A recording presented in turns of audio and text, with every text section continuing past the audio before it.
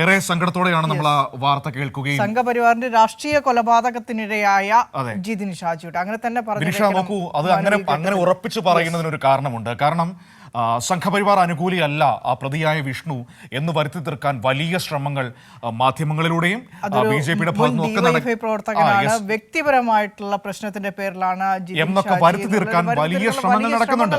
പക്ഷെ അതിനിടയിലാണ് ഇന്നലെ നമ്മൾ വളരെ പ്രധാനപ്പെട്ട ആ ചിത്രങ്ങൾ പുറത്തുവിട്ടത്.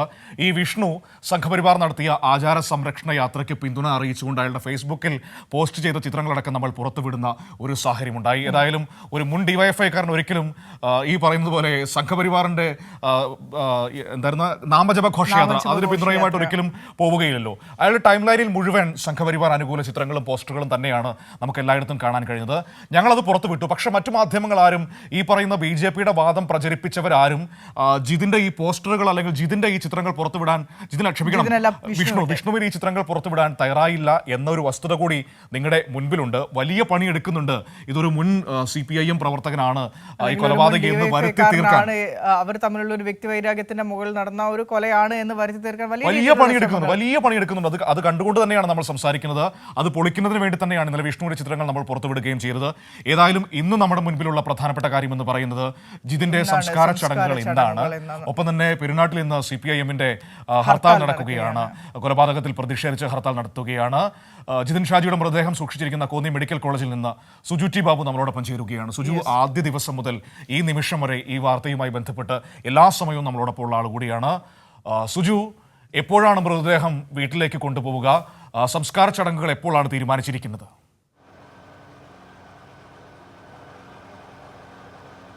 മനു, ഞാനിപ്പോഴുള്ളത് കോന്നി മെഡിക്കൽ കോളേജിലാണുള്ളത്. കോന്നി മെഡിക്കൽ കോളേജിൻ്റെ മോർച്ചറിലാണ് ജിതിൻ്റെ മൃതദേഹം സൂക്ഷിച്ചിരിക്കുന്നത്. അല്പസമയത്തിനുള്ളിൽ തന്നെ ഇവിടുന്ന് മൃതദേഹം വിലാപയാത്രയായി ജിതിൻ ഷാജിയുടെ നാടായ പെരുന്നാട്ടിലേക്ക് കൊണ്ടുപോകും. കോന്നി മെഡിക്കൽ കോളേജിൽ നിന്ന് പോകുന്ന വിലാപയാത്രയായിട്ടാണ് കടന്നു പോകുന്നത്.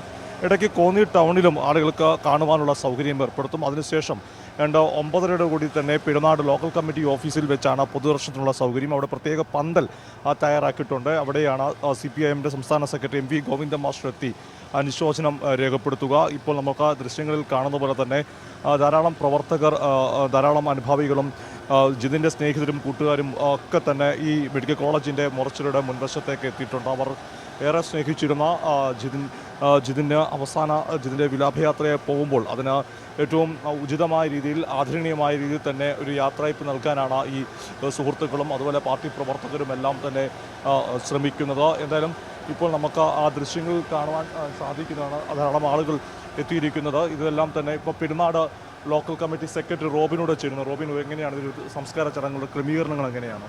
നമ്മളിവിടുന്ന് ഒരു 8:30 കഴിയുമ്പം വിലാപയാത്രയായിട്ട് നമ്മൾ കോന്നി വഴി കുമ്പഴ വഴി നമ്മൾ പെരുന്നാട് വലിയ പാലം ജംഗ്ഷനിൽ വെക്കുകയാണ്. വലിയ പാലത്തിൻ്റെ അവിടെ ഒരു 9:30 കഴിയുമ്പോൾ എത്തും. അവിടെ ഒരു 11:30 വരെയാണ് പൊതുദർശനം. പാർട്ടി സഖാക്കളും അതുപോലെ തന്നെ നമ്മുടെ വിവിധ പ്രദേശങ്ങളിൽ നിന്നുള്ള ആളുകൾ വന്ന് അന്തിമോപചാരം അർപ്പിക്കുന്നത് അവിടെ വെച്ചാണ്. അതിനുശേഷം ഒരു 11:30 കഴിയുമ്പം നമ്മൾ ഈ ബോഡി, പ്രിയപ്പെട്ട സഖാവിൻ്റെ ബോഡി നമ്മൾ വീട്ടിലെത്തിക്കും. നിലവിൽ നമ്മളിപ്പോൾ ആലോചിച്ചിരുന്ന സമയം 2 മണിയാണ്. എന്നാൽ ഇപ്പം തന്നെ ക്രമാതീതമായിട്ട് ആളിൻ്റെ ഒരു വർധനമാണ്. അപ്പോൾ 2 മണി കഴിഞ്ഞ് സംസ്കാരം നടത്തണമെന്നുള്ളതിലാണ് നമ്മൾ കാര്യങ്ങൾ ഇപ്പോൾ നിലവിൽ ആലോചിച്ച് വെച്ചിരിക്കുന്നത്. അതാണ് മനു, അങ്ങനെയാണ് ഇതിനൊരു ക്രമീകരണം ഇപ്പോൾ ഏർപ്പെടുത്തിയിരിക്കുന്നത്. ബാബുവാണ് വിശദാംശങ്ങൾ പങ്കുവച്ചത്. ഇന്ന് പൊതു വിലാപയാത്രയ്ക്ക് ശേഷം ജിതിൻ ഷാജിയുടെ സംസ്കാരം ഇന്ന് വൈകിട്ടോടുകൂടി. ഒപ്പം തന്നെ വിനിഷ, മറ്റൊരു പ്രധാനപ്പെട്ട കാര്യം, സുജു, പെരുന്നാട്ടിൽ ഇന്ന് ഹർത്താൽ ആചരിക്കുകയാണ്. CPIM കൊലപാതകത്തിൽ പ്രതിഷേധിച്ചും ഹർത്താൽ നടത്തുകയാണ്. ഹർത്താൽ ആരംഭിച്ചു കഴിഞ്ഞോ?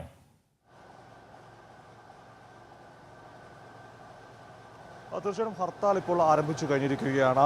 പെരുന്നാളിലെ ജനങ്ങളാകെ ഒന്നടങ്കം ഈ ഹർത്താലിനോട് സഹകരിക്കുകയാണ്. ഇത് രണ്ട് കാരണം. ഒന്ന്, പ്രതിഷേധിച്ചും അനുശോചനം അറിയിച്ചുകൊണ്ടാണ് ഹർത്താൽ. ഒരു നാടിൻ്റെ ആകെ ദുഃഖം കൂടിയാണ് ഈ ഇത്തരം ഒരു സംഭവം. അത് അങ്ങനെയാണ്. ഹർത്താലിനെ പറ്റി നമുക്ക് CITUവിൻ്റെ ജില്ലാ പ്രസിഡന്റ് ഹരിദാസോട് ചേരുകയാണ്. സഖാവ്, ഇന്ന് പെരുന്നാട്ടിൽ അനുശോചനം അറിയിച്ചൊരു ഹർത്താൽ കൂടി ആചരിക്കുകയാണ്. അതെ, അവിടെ നടന്ന ഒരു CITU DYFI പ്രവർത്തകന് ജിതിൻ്റെ ക്രൂരമായിട്ടാണ് കുത്തി കൊലപ്പെടുത്തിയിരിക്കുന്നത്. ആ നാടാകെ ഒന്നടങ്കം പ്രതിഷേധത്തിലാണ്. BJP RSS ഗുണ്ടകൾ അഴിഞ്ഞാട്ടത്തിനെതിരായിട്ട് അവിടുത്തെ ജനങ്ങളുടെ ഒരു വികാരമാണ് ഹർത്താൽ. അവിടുത്തെ കടകമ്പോളങ്ങളെല്ലാം അടഞ്ഞ് എല്ലാ വിഭാഗം ജനങ്ങളും ആ ഹർത്താലിനോട് സഹകരിക്കുന്നുണ്ട്. ജിതിൻ്റെ വേർപാടിലുള്ള ആദരവും അതുപോലെ ജനങ്ങളുടെ ശക്തമായ പ്രതിഷേധമാണ് ഇന്ന് പെരുന്നാട്ടിൽ കാണുന്നത്. തീർച്ചയായിട്ടും അതുതന്നെയാണ് മനു CITU ജില്ലാ പ്രസിഡന്റ് കൂടിയാണ് അക്കാര്യം സൂചിപ്പിച്ചത്. വലിയ പ്രതിഷേധം ജനങ്ങളുടെ ഭാഗത്തുനിന്ന് സ്വമേധെ കടകമ്പോളങ്ങൾ അടച്ചുകൊണ്ട് സഹകരിക്കുന്ന ഒരു കാഴ്ചയാണെന്നാണ് ഹരിദാസ് പറഞ്ഞു വെക്കുന്നതും അങ്ങനെ തന്നെയാണ്. ഒപ്പം തന്നെ ഒരു പ്രധാനപ്പെട്ട കാര്യം സുജു, നമ്മൾ കഴിഞ്ഞ ദിവസങ്ങളിലൊക്കെ ചർച്ച ചെയ്തതാണ്. ഈ മുഖ്യപ്രതിയായ ജിതിനെ കൊലപ്പെടുത്തിയ മുഖ്യപ്രതിയായ വിഷ്ണു മുൻ ഡിവൈഎഫ്ഐക്കാരനാണ് എന്നൊക്കെ വരുത്തി തീർക്കാനുള്ള വലിയ ശ്രമങ്ങൾ മറുഭാഗത്ത് നിന്ന് നടക്കുന്നുണ്ട്. ഇന്നലെ നമ്മൾ വിഷ്ണുവിൻ്റെ രാഷ്ട്രീയം തെളിയിക്കുന്ന ചിത്രങ്ങളടക്കം പുറത്തുവിടുന്നത് സുജുവാണത് പുറത്തേക്ക് കൊണ്ടുവന്നത്. അയാൾ സംഘപരിവാർ അനുകൂല രാഷ്ട്രീയവും സംഘപരിവാർ അനുകൂല ചിത്രങ്ങളും ഒക്കെ പുറത്തേക്ക് വന്നത്. അതിനുശേഷം ആ ശ്രമങ്ങൾക്ക് ഏതെങ്കിലും തരത്തിൽ കുറവ് വന്നിട്ടുണ്ടോ, അതോ ഇപ്പോഴും മുൻ ഡിവൈഎഫ്ഐക്കാരനാണ്, ഇത് വ്യക്തിവൈരാഗ്യത്തിൻ്റെ പ്രശ്നമാണ് എന്ന രീതിയിൽ തന്നെയുള്ള ഒരു പ്രചരണമാണോ അവിടെ നടക്കുന്നത്?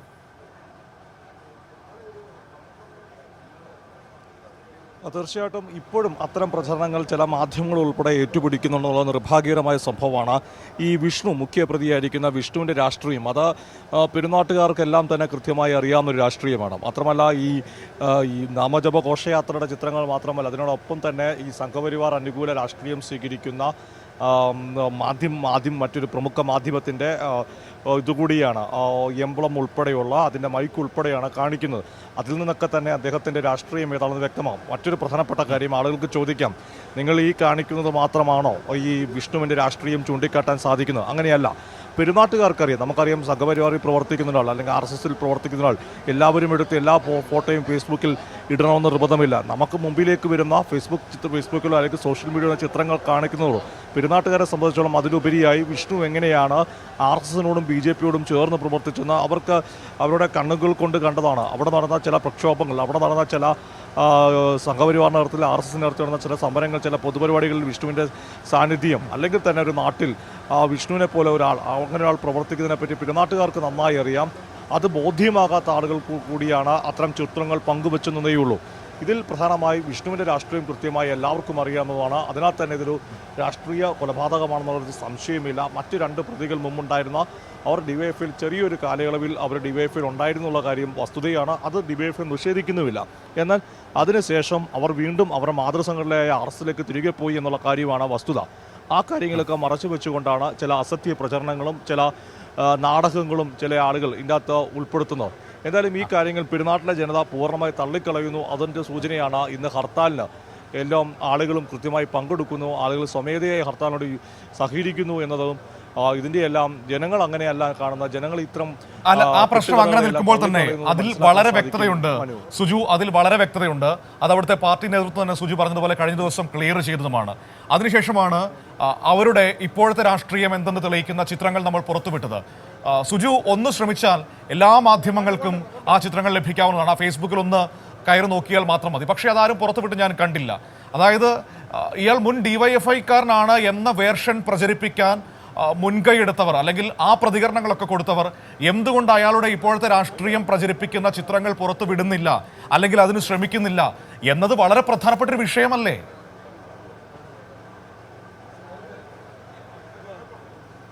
തീർച്ചയായിട്ടും വളരെ പ്രധാനപ്പെട്ട ഒരു വിഷയം തന്നെയാണ് മനു സൂചിപ്പിച്ചത്. അവരുടെ രാഷ്ട്രീയം അതിലെ ഏറ്റവും കൗതുകം എന്നൊക്കെ പറയാൻ പറ്റുന്നത് ശരിയാണെന്നില്ല. എന്തായാലും ഇന്നലെ ഡിവൈഎഫ്ഐ നടത്തിയ വാർത്താ സമ്മേളനത്തിൽ മാധ്യമങ്ങളുടെ ചോദ്യം, അത് ചില ഒരു പ്രത്യേക മാധ്യമ പ്രവർത്തകൻ്റെ ഉൾപ്പെടെ ചോദ്യങ്ങൾ കേട്ടുകഴിഞ്ഞാൽ ഏതാണ്ട് സംഘപരിവാർ വാർത്താ സമ്മേളനത്തിൽ വന്ന ഡിവൈഎഫ്ഐക്കാരോട് ചോദ്യങ്ങൾ ചോദിക്കുന്ന തരത്തിൽ പോലും ചോദ്യങ്ങളാവുന്നു. അപ്പോൾ അതിൽ നിന്ന് തന്നെ വ്യക്തമാണ് ഈ മാധ്യമങ്ങളുടെ അജണ്ട, ചില ആളുകളുടെ, എല്ലാ മാധ്യമങ്ങളെയും നമ്മൾ കുറ്റപ്പെടുത്തുന്നില്ല, ചില ആളുകളുടെ ഒരു അജണ്ട എങ്ങനെയാണെന്നുള്ള കാര്യം ആ വാർത്താ സമ്മേളനം കൈരളി ന്യൂസ് തത്സമയം സംപ്രേഷണം ചെയ്തിരുന്നു. അതിലെ ചോദ്യങ്ങളും ആക്രോശങ്ങളും എല്ലാം വ്യക്തമാണ്. അപ്പോൾ ഇതിൻ്റെ അകത്തൊരു കാര്യമുണ്ട്, കൊല്ലപ്പെട്ടയാൾ നമുക്ക് ഇതുപാട് കൂട്ടി വായിക്കൊണ്ടൊരു കാര്യമുണ്ട്. ഇത് 2-3 ദിവസങ്ങൾക്ക് മുമ്പ് മാത്രമാണ് പത്തനംതിട്ടയിൽ CPMൻ്റെ ഏരിയ സെക്രട്ടറി MV സഞ്ജു ഈ വീണ ജോർജ് ഉൾപ്പെടെ പങ്കെടുത്ത ചടങ്ങിൽ അവതാരകനെ മർദ്ദിച്ചു എന്ന വാർത്ത അർദ്ധരാത്രി വരുന്നത്. ആ രാത്രിയിൽ ആ വാർത്ത ടെലികാസ്റ്റ് ചെയ്യുമ്പം ചാനലുകളുടെ മുമ്പിൽ ഈ മർദ്ദനമേറ്റു എന്ന് പറയുന്ന ആളുടെ മൊഴിയില്ല, അയാളുടെ സൗണ്ട് ബൈറ്റോ ടെലിബൈറ്റോ ഒന്നും തന്നെയില്ല. അതുപോലെ പോലീസിൽ പരാതി ലഭിച്ചിട്ടില്ല. ഇങ്ങനെ ഒരു പരാതിയും ലഭിക്കാതെ മാധ്യമങ്ങൾക്ക് ആ വാർത്ത, സാധാരണഗതിയിൽ ഒരു FIRൻ്റെ കോപ്പി, പോലീസിൽ പരാതി നൽകുന്ന FIRൻ്റെ കോപ്പി വേണം, അല്ലെങ്കിൽ ഈ പറയുന്ന ഇങ്ങനെ ഒരു ദൃശ്യങ്ങളൊന്നും, പ്രത്യേകിച്ച് ദൃശ്യങ്ങളില്ല, മർദ്ദനത്തിൻ്റെ ദൃശ്യങ്ങളില്ല എന്നുള്ളതാണ് ഏറ്റവും വസ്തുത. അപ്പോൾ ദൃശ്യങ്ങളൊന്നും ഇല്ലാത്ത സാഹചര്യത്തിൽ അത്തരം ഒരു വാർത്ത കൊടുക്കുമ്പോൾ ഈ പരാതിക്കാരെന്ന് പറയുന്ന ആളുടെ ടെലിബൈറ്റോ അല്ലെങ്കിൽ വിഷ്വൽ ബൈറ്റോ ഈ എഫ്ഐആറിൻ്റെ കോപ്പിയൊക്കെ കാണിക്കേണ്ടതാണ് മാധ്യമങ്ങൾ. ഇത് ഈ പരാതിക്കാരൻ പോലീസിൽ പരാതികൾ കിട്ടില്ല. അപ്പോൾ അത്തരമൊരു സംഭവം ഉണ്ടായിട്ട് പോലും അന്ന് രാത്രി ബ്രേക്കിംഗ് ന്യൂസായിട്ട് വലിയ വാർത്തയായിട്ട് CPM-ൻ്റെ ഏരിയ സെക്രട്ടറി MV സഞ്ജു മർദ്ദിച്ചു എന്ന് പറഞ്ഞ തരത്തിൽ വാർത്ത കൊടുക്കുന്നു. ഞാൻ പറഞ്ഞു വന്നത് ഇതൊരു മാധ്യമ പ്രവർത്തനത്തിലെ പക്ഷപാതത്തിൻ്റെ സൂചനയാണ്. അതായത് കൃത്യമായി ഒരു കൊലപാതകം നടക്കുന്നു, ഇത് കൊലപാതകമാണെന്നുള്ള കാര്യത്തിൽ ആർക്കും സംശയമില്ല.